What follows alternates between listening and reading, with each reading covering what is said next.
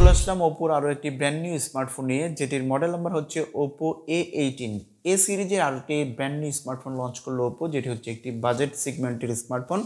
তো আজকে শেয়ার করবো এটার মধ্যে কী কী আছে, ভেতরে যে স্পেসিফিকেশন রয়েছে, দাম, প্রাইস সব কিছু জানানোর চেষ্টা করব। ভালো মন্দ সব কিছু জানতে পারবেন এই ভিডিও থেকে, এবং সম্পূর্ণ ভিডিও জুড়ে থাকবো আমি হারুন রশিদ, এবং আপনারা দেখছেন আইটি কনসেপ্ট। এবং এই ধরনের নতুন নতুন ফোনের ভিডিও পেতে অবশ্যই আমাদের চ্যানেলটি সাবস্ক্রাইব করে দিয়ে রাখতে পারেন।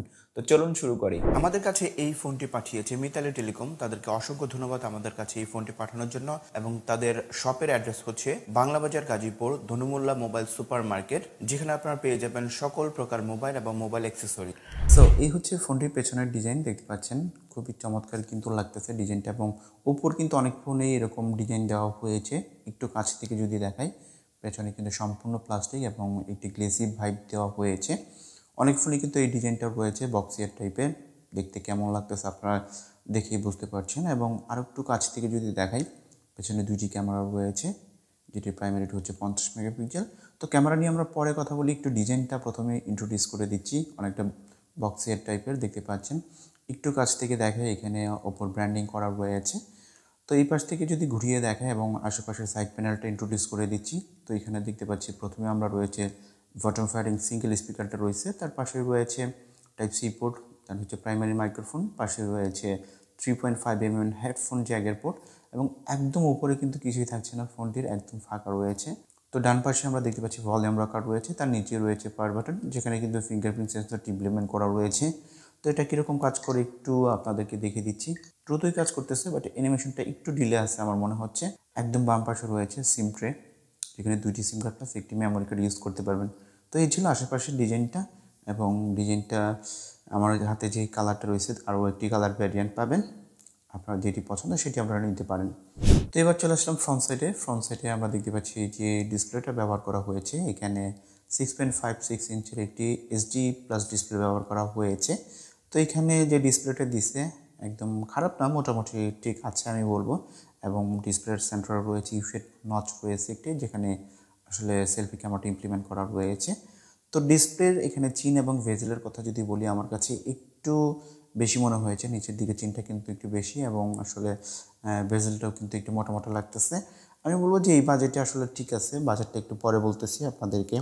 এবং আমি যদি ডিসপ্লের কথা বলি, একটু নোটিফিকেশন প্যানেলটা যদি আপনাদেরকে দেখাই, এখানে দেখতে পাচ্ছেন নোটিফিকেশন প্যানেলটা যদি এখানে নামাই, এখানে ইনডোরে কিন্তু খুব ভালোভাবে ব্যবহার করতে পারছিলাম, আউটডোরেও কিন্তু যথেষ্ট এখানে ব্রাইটনেস ছিল। আমি বলবো যে আউটডোরেও কিন্তু খুব ভালো, ডিরেক্ট সানলাইটেও কিন্তু মোটামুটি এই ডিসপ্লেতে ব্যবহার করা যাচ্ছিলো। একদম ফুল এইচডি ডিসপ্লে না হলেও কিন্তু ডিসপ্লে অ্যাভারেজই ছিল আমি বলবো এখানে। তো কথা বলা যাক ফোনটির পারফরমেন্স সেকশন নিয়ে। ফোনটি রান হচ্ছে অ্যান্ড্রয়েড 13 কালার ওয়ার্স, যেটি হচ্ছে অপর নিজস্ব অপারেটিং সিস্টেম। কালার ওয়ার্স 13.1 ইউজ করা হয়েছে, এবং এটিতে চিপসেট হিসেবে রয়েছে মিডিয়াটেক হেলিও G85, যেটি মোটামুটি লেভেলের কিন্তু এটি গেমিং চিপসেট আপনারা বলতে পারেন। এবং এখানে আমরা র্যাম পাচ্ছি 4GB, এবং স্টোরেজ হিসেবে রয়েছে 128। তো আসলে এখানে যে 4GB র্যামটা দিচ্ছে, এটা দিয়ে আসলে কীরকম ইউআইটা মোটামুটি কিন্তু ভালোই হ্যান্ডেল করতে পারছিল। এখানে কালার ওয়াজ 13.1 রয়েছে, মোটামুটি এখানে কিন্তু আমি কোনো প্রকার ওই ধরনের ল্যাগ আপাতত পাচ্ছি না। হয়তো পরবর্তীতে যদি ভারী ইউজ করা হয়, সেক্ষেত্রে হয়তো আপনি পেতে পারেন। এখানে এলপিডিডিআর 4X র্যাম ব্যবহার করা হয়েছে। তো এখানে আমি যে ইউআইটা রয়েছে, এখানে মোটামুটি আপাতত কাজ করতেছে। তো এবার কথা বলছি ক্যামেরা সেকশন নিয়ে। ফোনটির পেছনে দুইটি ক্যামেরা রয়েছে, দেখতে পাচ্ছি এখানে তিনটির মতো লাগতেছে, বাট এখানে দুইটি ক্যামেরা রয়েছে। এবং যেটির প্রাইমারিটি হচ্ছে এখানে 50 মেগাপিক্সেলের প্রাইমারি ক্যামেরা রয়েছে। এবং এখানে স্যাম্পলটা যদি আপনাদেরকে আমি দেখাই, এখানে দেখতে পাচ্ছেন কালার প্রোডাকশন খারাপ না, এখানে কিন্তু ভালোই অ্যাকুরেট কালার দিচ্ছিলো। এবং ছবির কিছু স্যাম্পল যদি আপনাদেরকে এখানে দেখাই, এখানে কালারটাও যদি আপনাদের দেখাই, এখানে কিন্তু যথেষ্ট কালার ফুল অ্যাকুরেটই মনে হচ্ছিলো আমার কাছে। এখানে হয়তো ক্যামেরায় অতটা বোঝা যাচ্ছে না, বাট এখানে আমি বাস্তবে কিন্তু কালারটা খারাপ দেখতেছি না। এখানে রয়েছে নাইট মোড রয়েছে, যদি ফিচারগুলি বলি, যেন হচ্ছে ভিডিও রয়েছে, ফটো, যেন হচ্ছে অনেকগুলো অপশন কিন্তু এখানে রয়েছে, পোর্ট্রেট রয়েছে, মোড রয়েছে। তো এখানে দেখতে পাচ্ছি আমরা মোডে যেয়ে কিন্তু অনেক কিছু ফিচার আপনারা পাচ্ছি। এবং এটার যে পেছনের যে মেইন ক্যামেরাটা রয়েছে, সেটা দিয়ে কিন্তু আপনি 1080p 30 ফ্রেমে ভিডিও শ্যুট করতে পারবেন। এখানে আপনি স্টেবিলাইজেশন পাবেন না ওরকম, কারণ আসলে এই বাজারে কিন্তু স্টেবিলাইজেশন এক্সপেক্ট করার মতো না। বাট এখানে যে সেকেন্ড যে ক্যামেরাটা রয়েছে এখানে 2 মেগাপিক্সেলের ডেপথ সেন্সর, এখানে 5 মেগাপিক্সেল কিন্তু তারা দিতে পারতো। বাট পেছনের যে প্রাইমারি ক্যামেরার ছবিটা ভালোই ছিল, এখানে মোটামুটি যে আমার কাছে যে ডেলাইটে খুব ভালো ছবি দিচ্ছিল।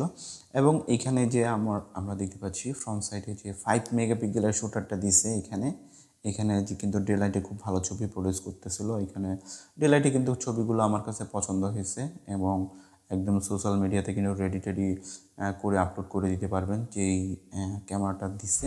তো এবার কথা বলি ব্যাটারি সেকশনের ফোনটিতে ব্যবহার করা হয়েছে 5000 মিলিঅ্যাম্পের ব্যাটারি এবং যেটিকে চার্জ করার জন্য 33 ওয়াটের একটি ফাস্ট চার্জার রয়েছে, যেটিকে চার্জ করতে মোটামুটি আপনি অলমোস্ট 1.5 থেকে 1.5-2 ঘন্টার মতো লাগে এবং একবার চার্জ করলে কিন্তু মোটামুটি আপনি 1.5 থেকে 2 দিন ইউজ করতে পারবেন যদি নর্মাল ইউজ করেন। আর যদি আপনি হেভি ইউজ করেন, গেমস টেমস খেলেন, এখানে মোবাইল ডাটা ইউজ করে দেন হচ্ছে মুভি দেন হচ্ছে ইন্টারনেট ব্রাউজ করেন, সেক্ষেত্রে কিন্তু একটু কম পাবেন। কারণ হচ্ছে যে যদি ভারী ইউজ করেন সেক্ষেত্রে 6 থেকে 7 ঘন্টা আপনি পাবেন একটানা।